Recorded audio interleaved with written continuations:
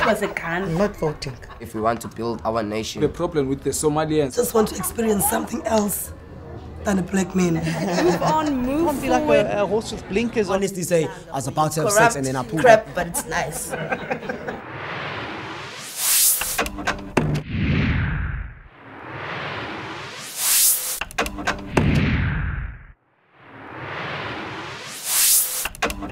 The main goal of this program is to utilize theatre as a vehicle for these young men in incarcerated spaces to come to terms with themselves, to find a place where they are able to embrace the darkest demon and angel simultaneously, and through that process find a healing way.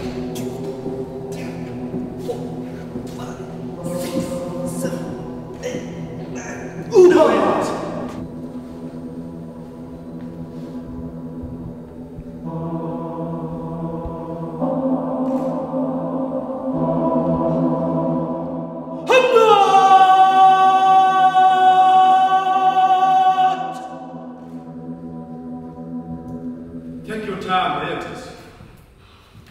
Time begun.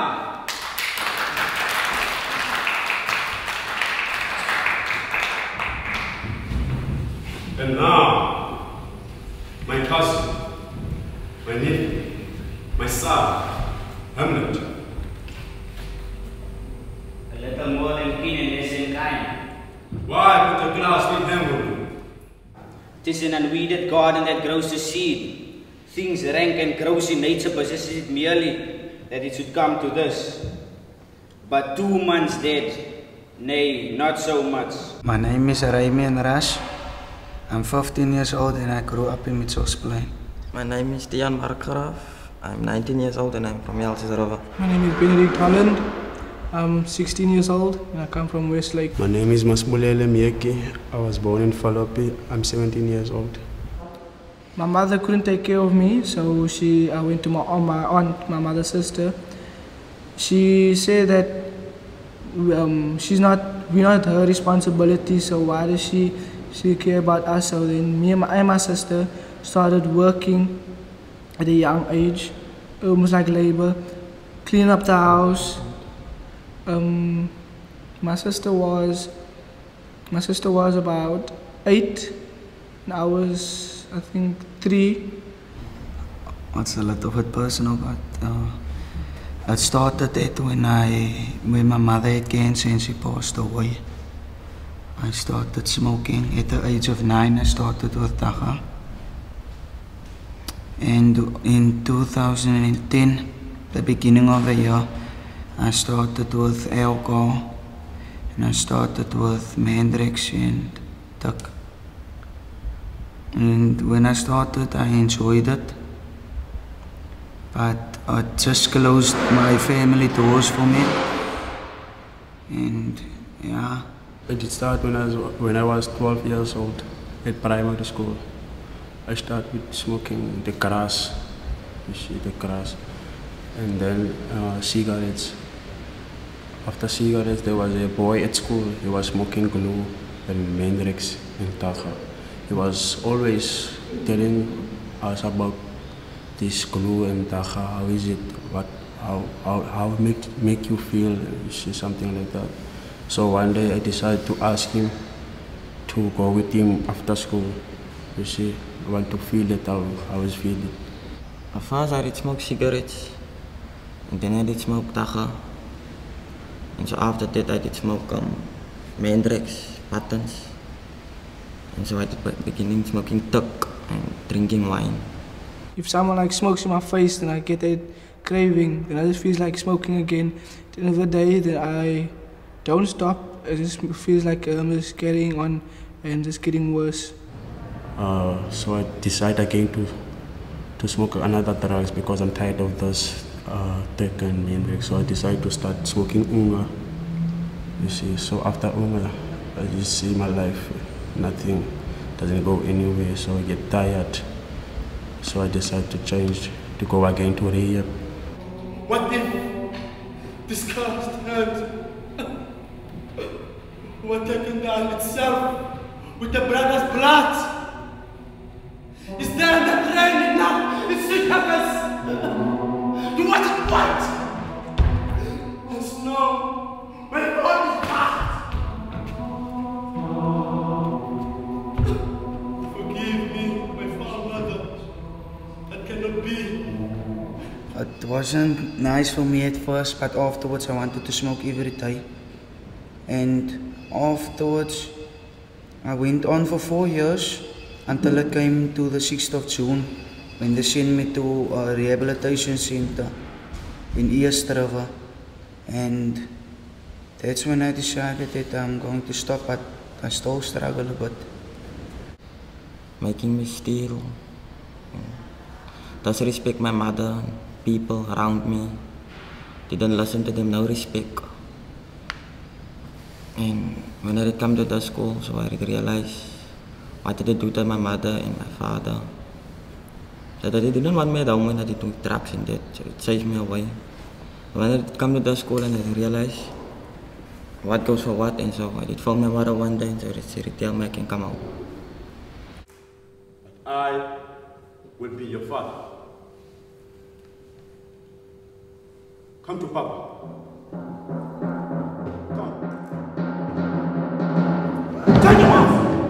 The storyline of this play, Hamlet, which is essentially about a son who loses his father, whose uncle is in an incestuous relationship with his mother, are themes which are not far away from home. And I think what this world does, it encourages a heightened state of internal communication. Because in an incarcerated space, it's very difficult for young men, in this case, for example, to come to terms emotionally with the kind of sets of circumstances that they faced and the kind of circumstances that they've been brought into. I've grown up lying every day when I was 7 until 11. I was beaten up. Whenever my aunt came home, she used to hit me. Anything that comes in the way, but I don't still listen. I just keep on lying, carrying on with nonsense. And at the end of the day, I still get beaten up. I also didn't have people that I can trust and talk to about it. And I wasn't a person that could talk about my problems. I kept it in, and once I got angry about something, then I go use it. Then I go use drugs to make my feeling go away. But only that moment when the drug is still in your system, then it makes your problems go away, but your problems come again back. So I decided to face my problems and to run away from it.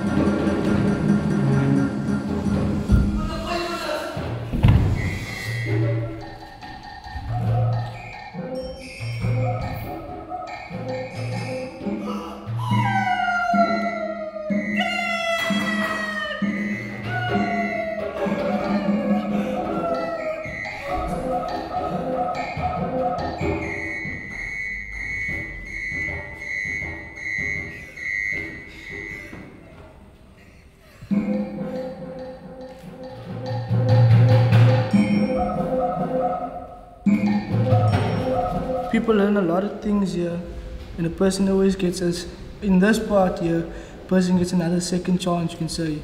And it's very tough outside for me because there's a lot of challenges that a person has to face.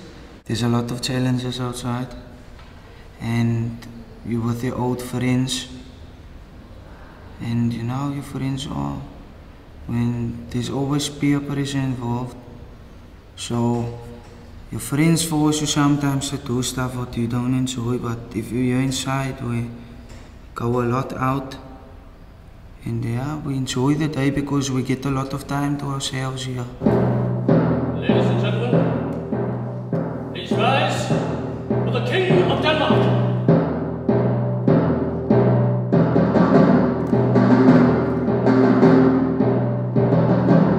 Yeah, a king is like, for me, wow, I'm a king. You see, I like it. It feels like real to me, you see. And when I'm walking in, it's like I'm a real king. I mustn't touch the ground with my foot. I walk in the chairs. The soldiers must come, put the chairs for me until the end of the stage, and I stand there and talk. And when I'm talking, I feel like a king. I like it, and you see, it's like real for me. Our dear brothers there, the memory be clean, and that it has defeated to buy our hearts in grave and our Hollywood kingdom. Vulnerability, emotion, these kinds of very important intrinsic processes that have to happen for healing don't necessarily occur naturally in incarcerated spaces. In fact, it is vulnerability that becomes a weakness. I like to act, I like to talk a lot. It feels like when I'm in front of people, it feels like I want to be more than just that. I want to be something bigger than that.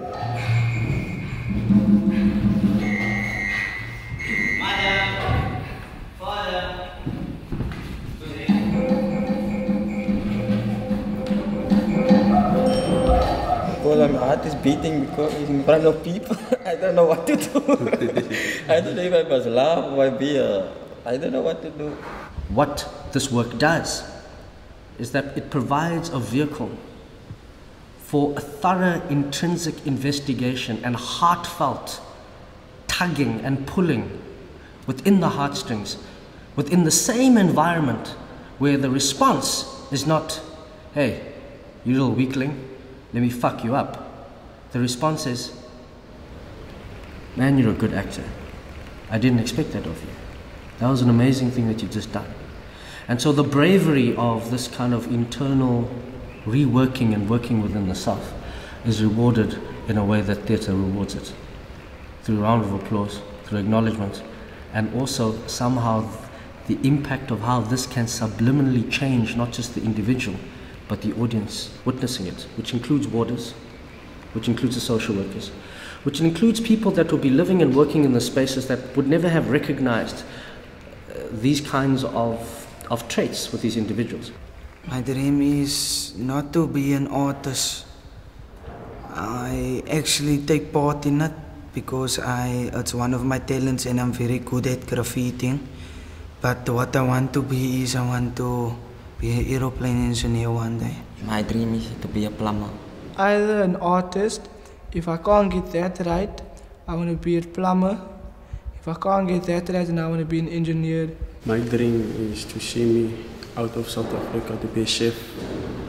You see, because to be a chef is like, I like it. To be or not to be, that is the question.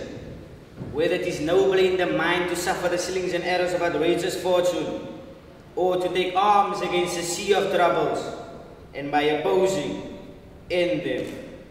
On Sunday, it'll be a first in our history. A first in our history where an incarcerated Hamlet will be performed publicly. And for me, it's as though the imagination and the through line of William Shakespeare's spirit and his work, in a sense, is finally anchoring home. We are finally beginning to take ownership of a language which we're demystifying and allowing this beautiful language which we speak as well to begin to heal. Yes, it's very tough, but everyone always gets a chance to change. But I think for me, this is the best place to get change and chances. Have I got chances, a lot of chances, and I did use it, try and try again, until now I've changed. Coming from drugs and criminals, shopliftings, robberies, house breakings. But I'm done with that stuff now. I see a lot of change in my life.